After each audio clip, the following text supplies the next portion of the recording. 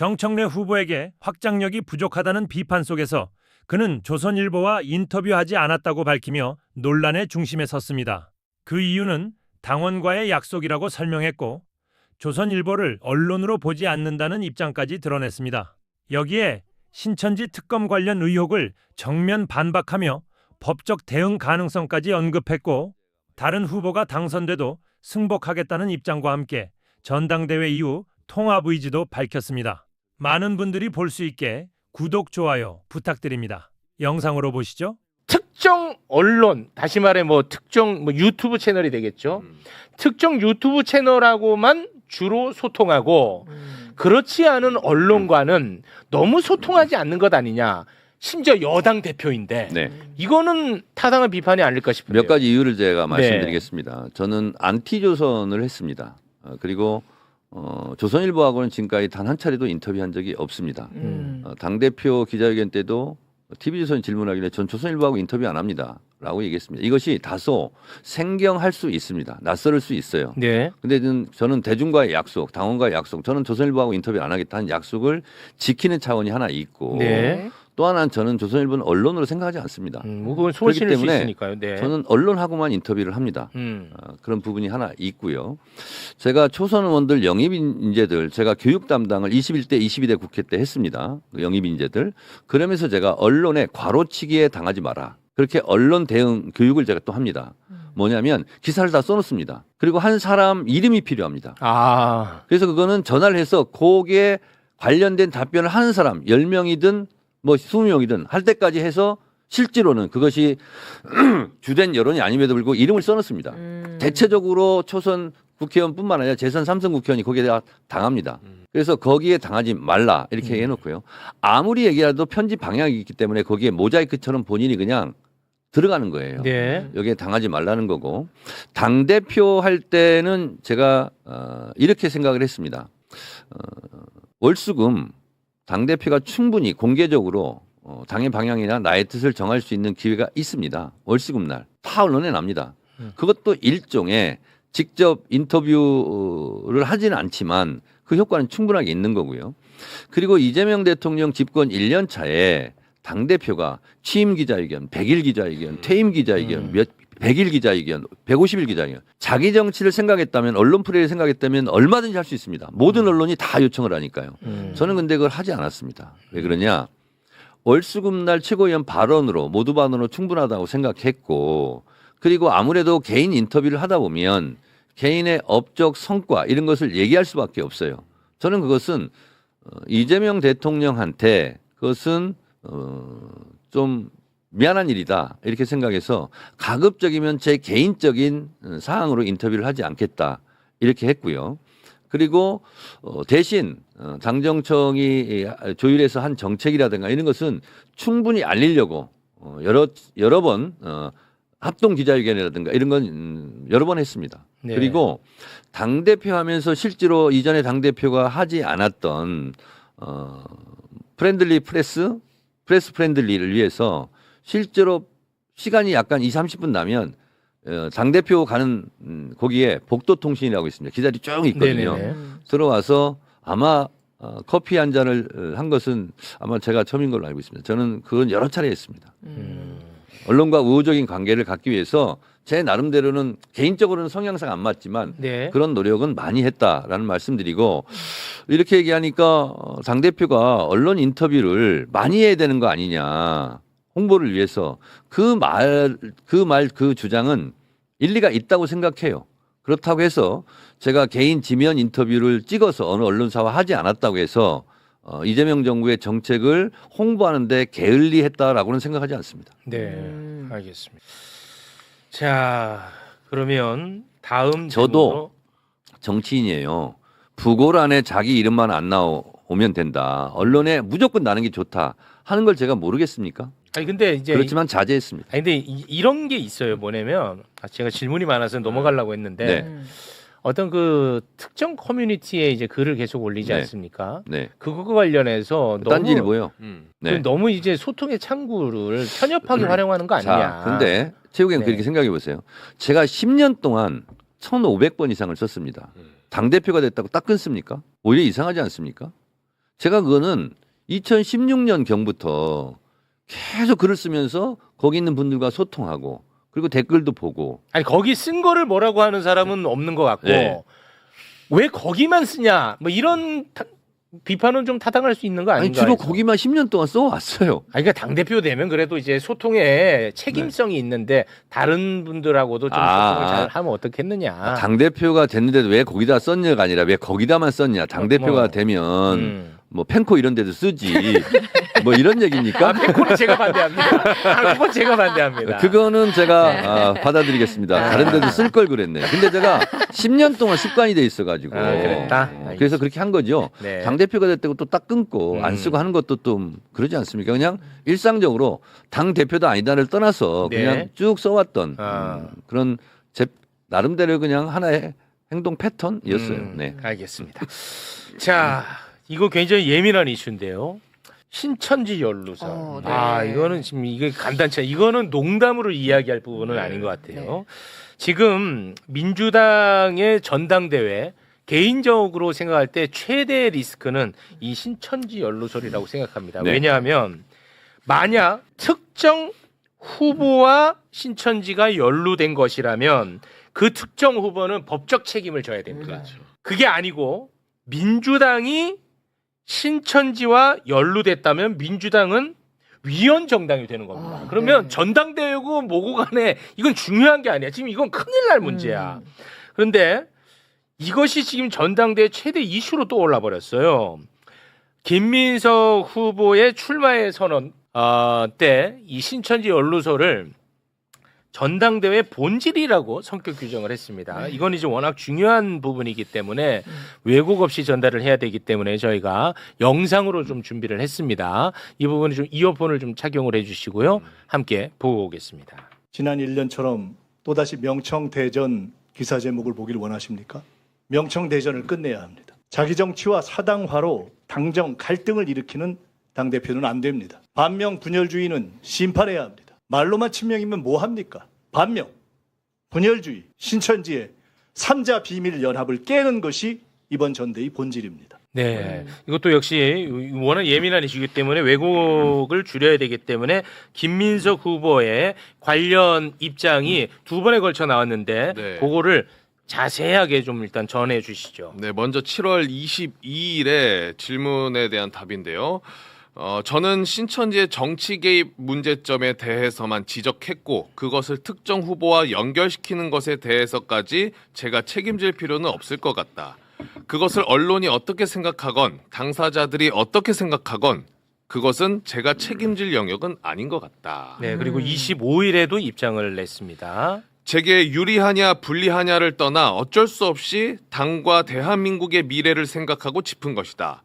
저는 이 일이 역사와 정의, 대한민국을 위해 필요하다면 반드시 짚을 것은 짚어야 한다는 신념 때문에 문제를 제기했다. 이 문제는 이제 공적 영역으로 올라섰다고 생각한다. 공적 영역에서 당의 영역에서 다뤄질 수 있도록 솔로몬의 지혜를 찾아 민주당의 존엄스러운 해결책을 여러분과 함께 찾아내겠다. 네, 저 후보님. 네. 이게 전당대회 저는 최대 리스크로 성격 규정을 했는데 네. 어떻게 보고 계십니까? 저는 당을 공격했고 당원들을 공격했다 이렇게 생각합니다. 왜냐하면 헌법 20조 2항에 보면 정교 분리 원칙을 못 박아놓고 있습니다. 네. 신천지가 조직적으로 개입해서 전당대회에 영향력을 행사했다고 한다면 네. 이것은 위헌 정당의 맞아요. 위험에 빠뜨리는 거고 제가 수없이 얘기했습니다.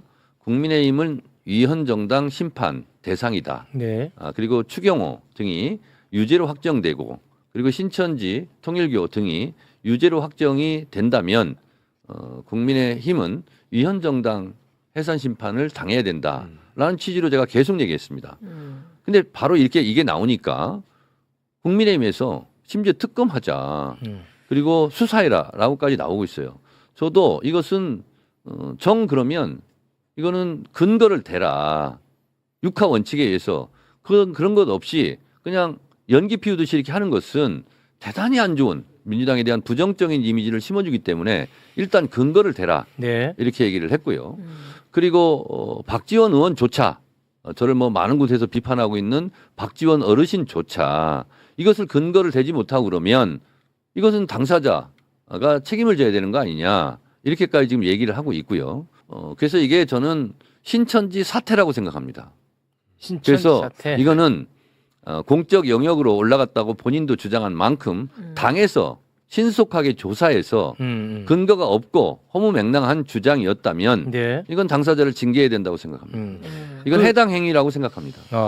그 신천지 그 특검, 통일교 특검 네, 한때 이제 굉장히 뜨거운 이슈였는데 네, 당시의 당 대표였던 네. 정청래 당 대표가 신천지 특검에 대해서는 저했다라는 비판이 좀 있는 것 같아요. 그래서 이걸 제기하면서 첫 번째로 아마 들었던 것 같은데 제 생각에는 들으셨죠 그런 네, 얘기는? 그게 뭐냐면 네. 신천지 통일교 특검을 정청래가 실제로 안 한 거 아니냐라는 취지로 얘기를 한 것 같아요. 네. 그래서 제가 바로 반박했습니다. 제가 통일교 신천지 특검 하자. 그리고 통일교만 하자. 이럴 때 안 돼. 통일교 받고 신천지 더블로 가. 이런 발언 증거들이 다 나와 있습니다. 그리고 제가 강력하게 특검하자라고 계속 주장했어요. 네. 그런데 이건 뭐 확인해 보면 금방 나옵니다. 당정청 조율 과정에서 여러 특검을 하지 않았습니까? 그때 뭐 네. 관봉띠지 특검도 하고 무슨 맞아. 특검도 하고 네. 뭐 이렇게 해서 네, 상설 파견 특검까지. 검사가 없다는 거예요. 아. 파견을 받아서 이걸 특검을 하려면 하는데 파견 검사가 없거나 부족하거나 그래서 안 된다는 거예요. 근데 실제로 힘주어서 할 특검은 조작기소 특검을 해야 되는데 신천지 통일교 특검까지 특검을 파견받을 여력이 없으니 이거는 그냥 경찰 수사로 가자. 그리고 실제로 청와대 대통령에서도 이거는 경찰 합수본으로 가자.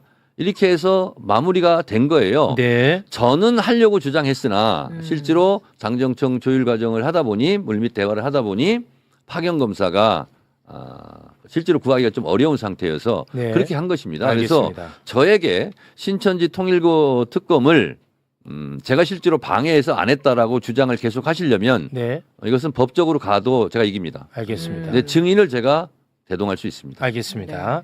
그 신천지 연루설은 뭐 그 정도로 정리하고 거기에 더해 JMS 이야기까지 나오고 네. 있습니다. 정청래 후보는 JMS 이 매불쇼와 대척점에 예. 있는 예, 종교거든요. JMS 정명석 연루설까지 나왔습니다. JMS 정명석과 정청래 후보가 친인척이라고 작은 아버지라고. 아니 친인척 그다음에 작은 아버지라고 네. 불렀다라고 이제 확정적으로 이야기하는 분들이 있어요. 네. 이게 또 그런 얘기 한 적 없다는 얘기를 또 하기 때문에 이것도 역시 왜곡이 있을 수 있으니까 네. 영상으로 저희가 또 준비를 했습니다. 이어폰을 착용해 주시고요. 함께 보겠습니다. 신천지에 대해서 공격하는데 이게 왜 그러냐면 정청래 대표가 그 JMS 정명석 씨하고 무슨 인척관이라고 하잖아요. 그거는 사실인 것 같더라고요. 정청래와 정명석 일단 취재한 바에 의하면 어떤 관계다라고 얘기들을 하고 있습니까? 제보자들이. 정청래가 중학교 때 작은 아버지라고 불렀던 사람은 정명석이 맞습니다. 네. 이거는 근데 진짜 정확하게 좀 정리를 하셔야 될 것 같은데. 작은 아버지라고 부른 적이 없고요. 작은 아버지가 아닙니다. 작은 아버지라고 부른 적 없고 네. 작은 아버지 아니다. 네.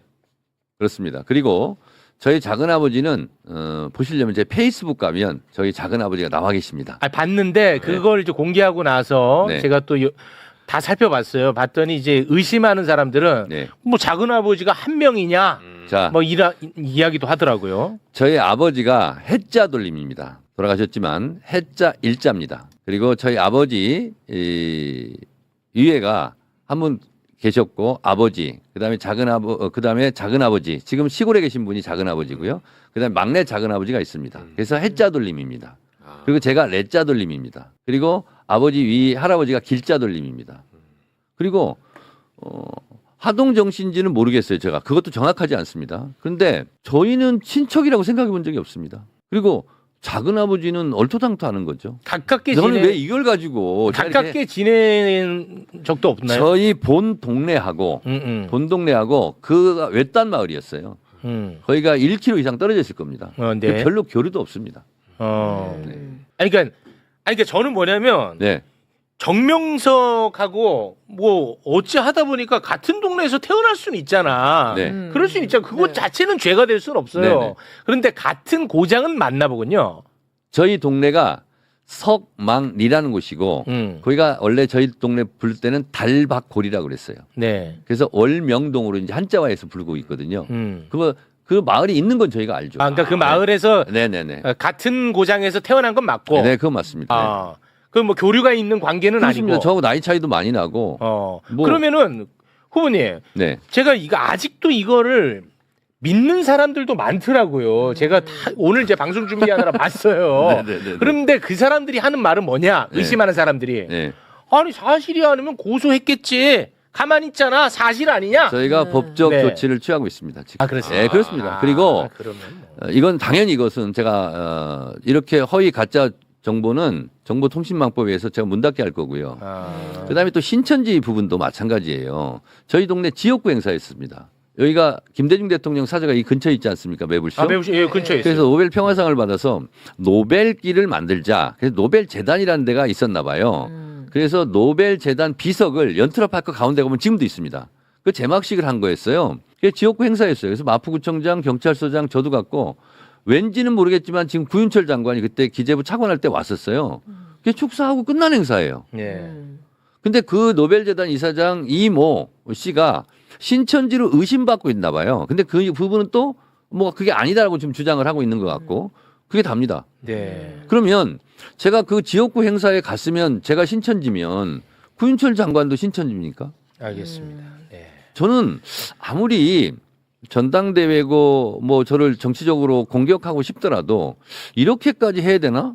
이런 생각이 좀 들어요. 그래서 이거는 말로 되지 않고 결국은 법정에 가서 이거는 클리어하게 정리해야 되겠다 그런 생각을 했습니다. 아, 알겠습니다. 뭐 그거는 이제 법적인 내용을 하신다고 정명석 하니까. 총재하고는요. 제가 전화도 못 받고 만난 적도 없어요. 저희 동네에서 뭐 살았다고는 하는데 예, 또 그 정명석 그저 호칭 붙이면 또 오해사니까요. 그럼 예. 뭐라고 해야 됩니까? 정명석. 아 정명석. 네.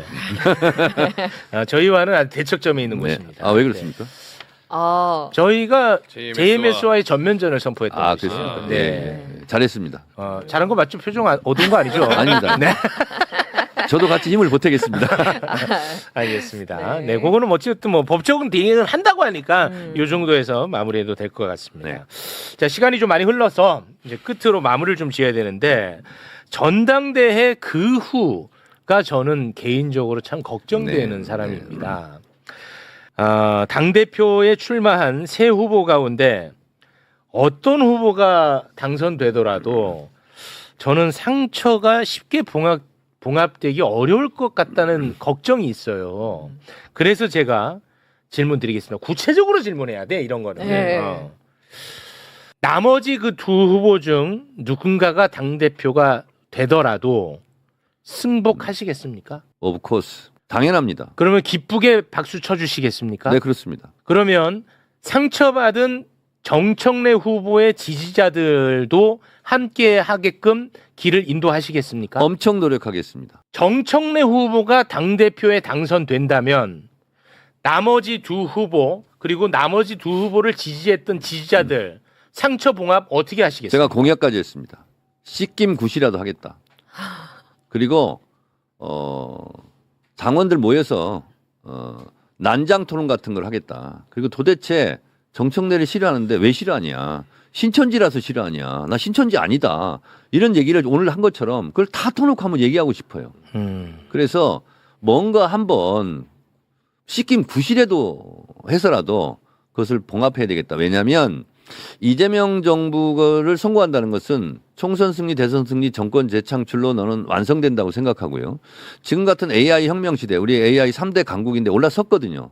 제가 얼마 전에 박태웅 의장 만나서 그런 얘기도 했는데 우리가 전기 국가 플랫폼 수출 국가가 될 수 있는 유일한 나라라는 거예요. 이게 뭐냐? AI 종합 선물 세트를 어디 아프리카 어디 나라, 동남아시아 어디 나라 가서 그걸 아예 그냥 사막에 50만 도시를 건설해 주는 것처럼 그런 능력까지 우리가 있는 거예요. 내년에 우리가 800조가 국가 예산이라면 세수가 900조가 거친다는 거 아니겠어요? 100조가 더 거치고. 그래서 앞으로는 실제로 이 남는 추가로 걷어들인 세금을 어떻게 쓸 것인가. 저는 물론 2030 취직, 일자리, 주거 복지 뭐 이런 부분을 먼저 써야 된다고 저는 생각을 하는데 엄청난 이 AI 혁명 변화의 시대를 이어가기 위해서라도 이재명 대통령과 같은 똑똑한 그리고 해안이 있는 이재명 대통령 시즌2 정부를 만들어야 되거든요. 그래서 이재명 정부를 성공시켜야 되는 것이 우리 민주당의 당위를 넘어서 대한민국 국가의 미래를 위해서 반드시 필요한 거거든요. 그러려면 김대중 노무현 문재인 이재명 대통령을 지지했던 사람들부터 한 뿌리 아닙니까? 네. 한 뿌리 정신으로 똘똘 뭉치고 그다음에 당 밖으로는 조국혁신당과는 빨리 합당하고 진보당, 정의당, 기본소득당, 사회민주당과는 연대해야 될 거 아닙니까? 그래서 다음 대선은 단일 후보로 내보내야 됩니다. 범민주 진보. 우리가 내란을 겪고도 50%를 못 얻었어요. 네. 그러려면 이게 단일 후보를 내서 1대1로 붙어야 되거든요. 네.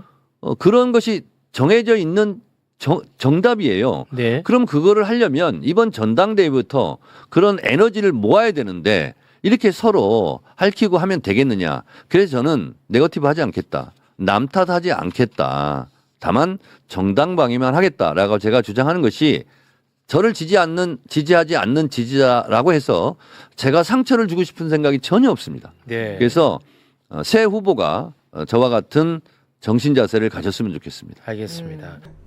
여러분들이 그 뉴스 공장을 보고 최민희 의원님은 1등을 달리고 있고 이성윤 의원님이 지금 뭐 6등을 달린다. 그래서 막 이거 홀짝으로 가면 안 된다. 이거 어떻게 투표해야 되냐. 막 3등분으로 가야 된다. 막 이렇게 하는데 그 여론조사는요. 권리당원이 잡히지가 않아요. 여러분들.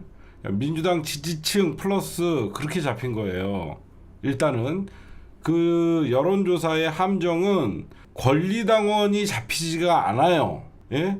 그러니까 여러분들이 먼저 그거를 아시고 불안해하시고 그 다음에 우리가 여러분들 제가 이번에 경선 중앙위 경선에서 제가 뭐라 그랬죠? 우리는 홀짝으로 가야 된다라고 제가 말씀을 드렸죠. 그리고 여러분들 알아서 불안하신 분들은 3분할로 가든지 해라라고 했죠.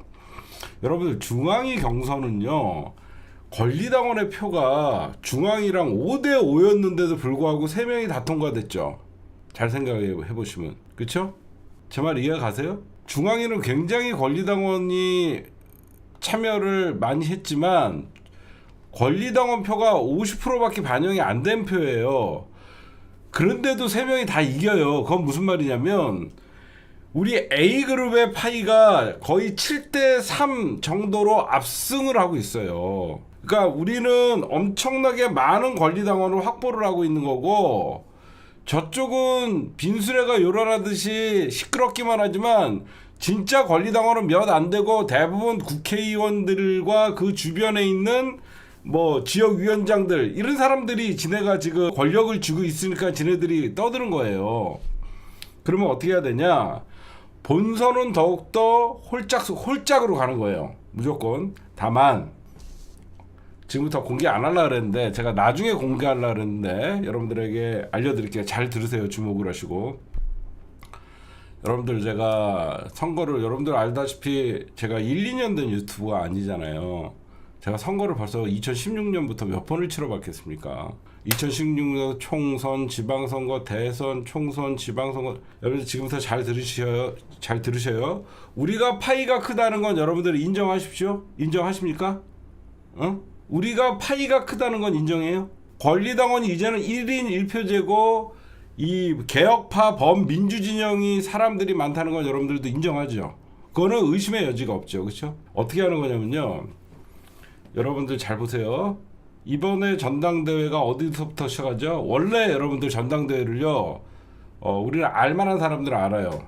잘 들으세요. 1라운드, 2라운드, 3라운드로 나눠요. 무슨 말씀인지 아시겠죠? 전당대회는 1라운드, 2라운드, 3라운드로 나눠요. 민주당은 원래 전통적으로. 알겠죠? 그러면 1라운드가 어디냐? 여기가 1라운드 구간이에요. 쟤네들은 공개해도 따라하지 못해서 공개해 줄게요. 우리가 여러분들 충청 시작하죠. 충청, 부울경 여기를 1라운드라고 해요. 충청권 대전, 충남, 세종, 충북 그 다음에 부산, 울산, 경남 여기를 1라운드라고 합니다. 그 다음에 2라운드가 어디냐? 제주, 인천, 강원, 대구, 경북을 2라운드라고 해요. 이걸 우리 선거 전문가들만 얘기하는 거야. 3라운드가 어디냐? 호남, 경기, 서울이에요. 이걸 왜 3라운드 파이널이라고 하냐면 충청, 부울경, 제주, 인천, 강원, 대구, 경북을 합쳐봐야 30%예요. 민주당 권리당원이. 민주당 권리당원 여기를 다 합쳐봐야 30%고 요 두 군데에서 70%가 나와요. 호남이 30% 좀 더 되고 서울이 이제 나머지 호남과 경기, 서울 합쳐서 70% 정도가 나와요. 무슨 말씀인지 아시겠어요? 여기가 1라운드, 2라운드.